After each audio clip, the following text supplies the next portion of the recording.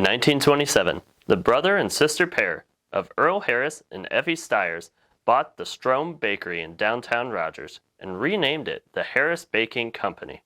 For the next 66 years, downtown Rogers would be filled with a sense of freshly baked bread. The first Harris Baking Company was located in the former Strom Bakery on Walnut Street in downtown Rogers. This two-story bakery would see some 250 loaves of bread a day be made inside. To help make all that bread, the bakers needed ingredients, and to get them to the second floor, they used a team of mules and a pulley system to bring up all their supplies. In 1937, the Harris Baking Company expanded to a new location, 1 block over to Elm Street. The new location brought with it new features, such as being one of the first buildings in the state built in the Art Deco design style, along with the first to have air conditioning in offices and the first use of conveyor belts to move the bread.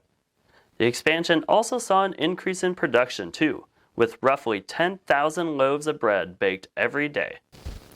Finally, in 1993, the Harris Baking Company expanded a third time to the facility they currently operate out of on 1st Street.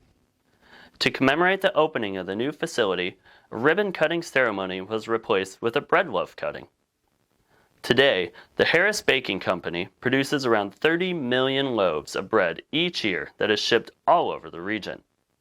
While the heart of downtown Rogers may not experience the delightful smell of fresh baked bread every day, the city does see the profits that the bakery brings in, roughly $250 million annually.